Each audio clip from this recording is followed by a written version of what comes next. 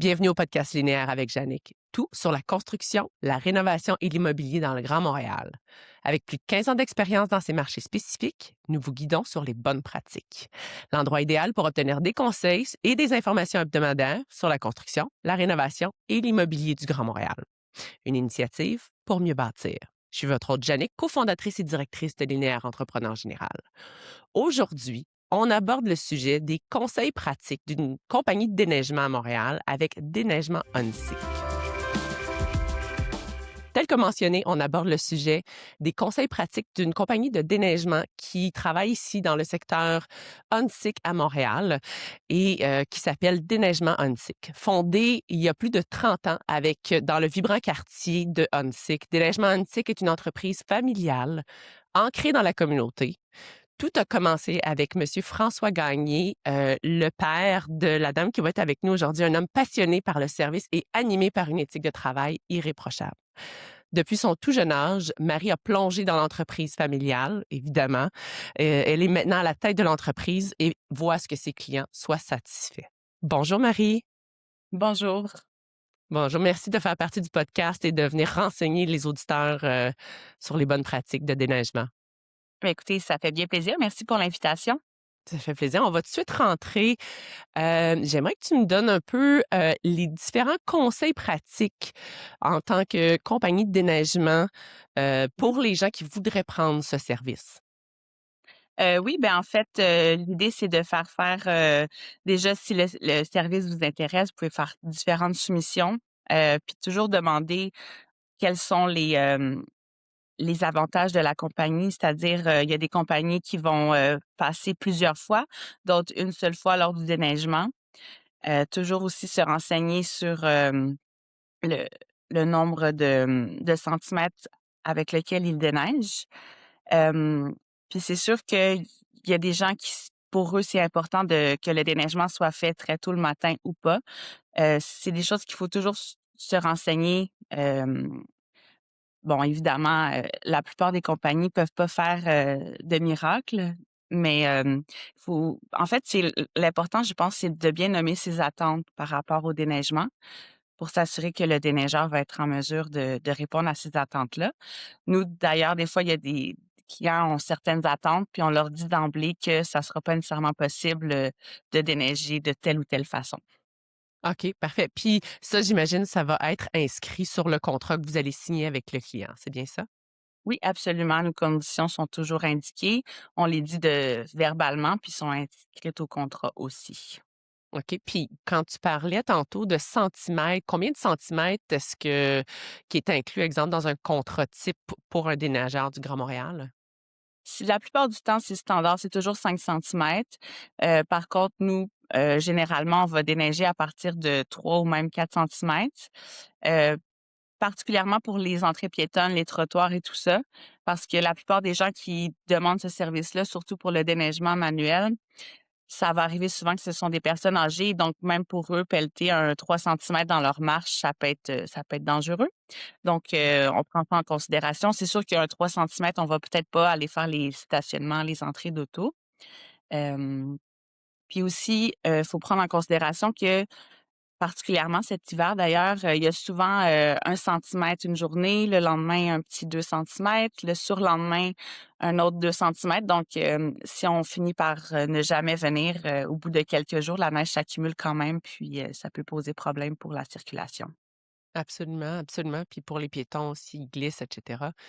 Oui. Est-ce qu'il y a une limite annuelle pour le déneigement? En Oui, termes de centimètres, là? ouais, c'est ça. Ben généralement, sur le contrat, en tout cas, c'est indiqué 250 centimètres maximum. Je vous dirais qu'un hiver moyen, ça tourne autour de 200 centimètres. OK. C'est, je vous dirais qu'en 30 ans, là, depuis que mon père a fait cette business-là, c'est arrivé une seule fois en 30 ans que ça l'a dépassé le 250 centimètres excédentaire. Dans ce temps-là, ce qu'on fait, c'est qu'on va charger au prorata du nombre de centimètres, qui est tombé. On se fie évidemment avec, les données d'Environnement Canada. OK. Puis, mais c'est très, très rare que ça arrive, là. Donc, c'est vraiment le 250 centimètres pour se protéger, là, d'un coup qu'on aurait un hiver, exceptionnel. Écoute, j'ai une petite question parce que puis qui est pas dans ce qu'on avait discuté. On voit des entrées dans le Grand Montréal. OK, il y en a qui sont plates et Oui. longues, et il y en a d'autres en pente. Est-ce que ça a une différence pour vous autres, dans le fond, s'il y a une Oui. pente et le niveau de la pente, est-ce Mhm. qu'il y a aussi une différence? Absolument, là, dès que les entrées sont en pente, ça peut vraiment causer problème. Ça dépend évidemment de la machinerie que la compagnie a. Nous, dans notre cas, ce sont des petits tracteurs comme des chargeurs, là. En anglais, on dit des loaders. Hem, donc, ça va quand même assez bien, mais plus l'entrée est en pente, évidemment, plus il y a de risques que les roues glissent. Et que après ça, si le tracteur reste pris dans une entrée en pente parce que il est pas capable de remonter parce que c'est trop glissant, ben, c'est sûr que c'est beaucoup plus long. Puis ça arrive souvent que quand les pentes sont trop à pic, ben, soit que d'emblée, c'est indiqué au contrat qu'on fait seulement la moitié ou le 2/3 de la pente.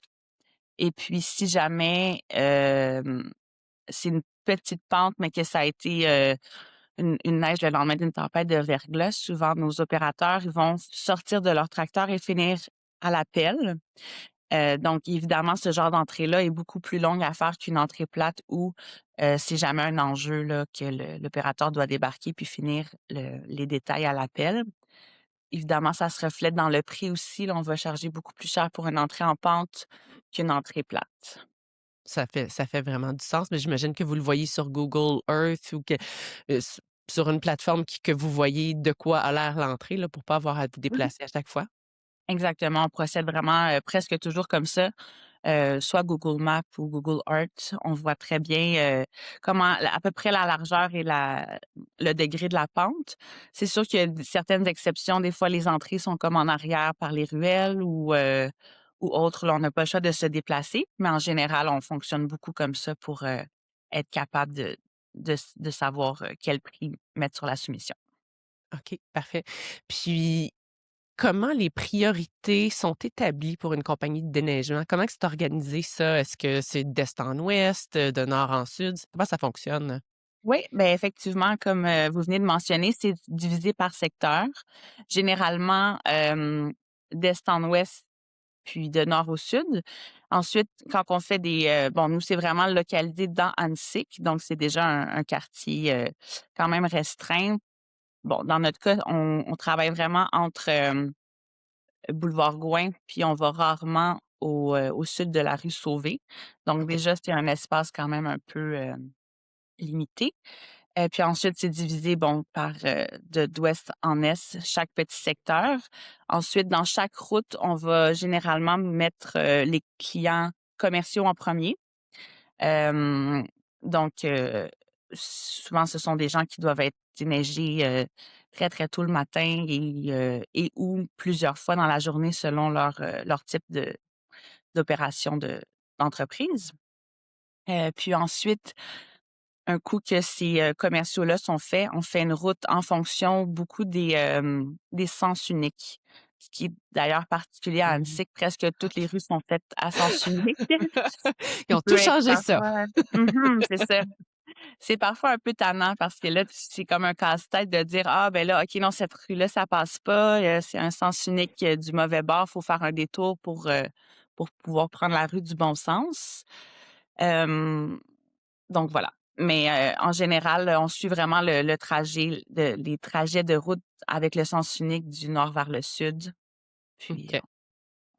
on À va pas part les sens uniques puis les pas le droit de faire de U-turn, c'est quoi les principaux obstacles pour, les opérateurs de déneigement? oui, ben, en fait, c'est vraiment tout ce qui est, bris mécanique. Évidemment, on a beau avoir des équipements, qui sont relativement récents, ça arrive assez souvent qu'on a des bris mécaniques. Hem Ce qui est vraiment, plus populaire de ce temps depuis quelques années avec le déneigement, ce sont les, pelles hydrauliques parce que ça permet de ramasser plus de neige puis une pelle hydraulique, dans le fond, c'est parce que les côtés de la pelle peuvent bouger.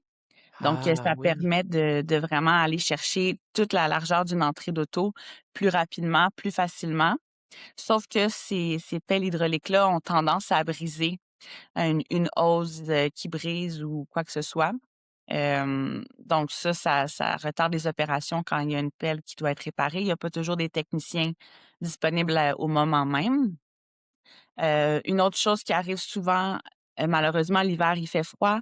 Des fois, si le tracteur n'a pas fonctionné pendant, quelques jours, quelques semaines, ben, pas quelques semaines, mais mettons une semaine ou 2, ça fait en sorte que des fois, on arrive le matin, les opérateurs arrivent pas à démarrer le véhicule.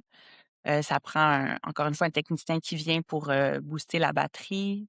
Donc tout ce genre de petits bris mécaniques, c'est souvent hors de notre, contrôle.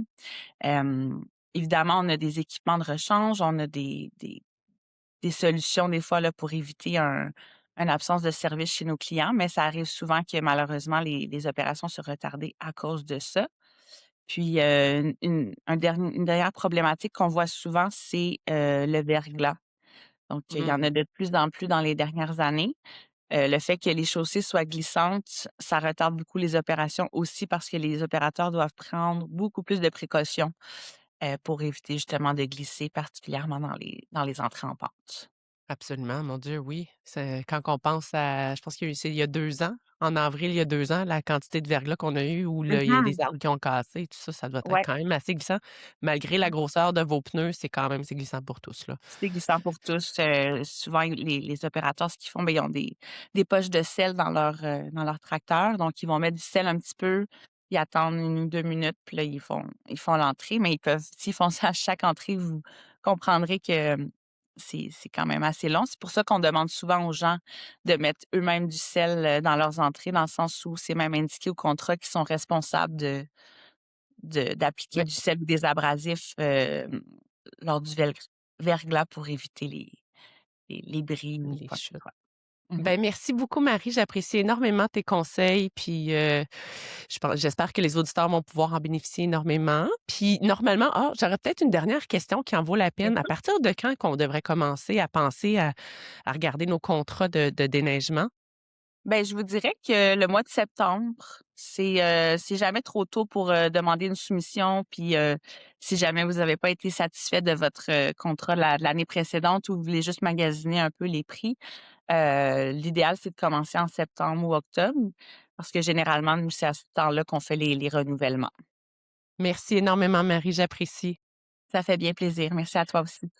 Pour plus d'informations sur Déneigement Ontic, vous pouvez consulter leur site Internet pour vos projets de déneigement. Vous ne voulez plus déneiger, vous pouvez aller sur leur site Internet au www.déneigementontic.com. Vous allez trouver tous les détails dans le sommaire plus bas. Besoin de conseils d'informations pour vos projets de construction, de rénovation ou d'immobilier actuel ou futur? Cliquez sur j'aime et abonnez-vous sur notre chaîne. Vous pouvez également consulter notre site Internet au www.linéaireconstruction.com. C'est tout pour nous pour aujourd'hui. Construisez mieux, planifiez bien. À bientôt!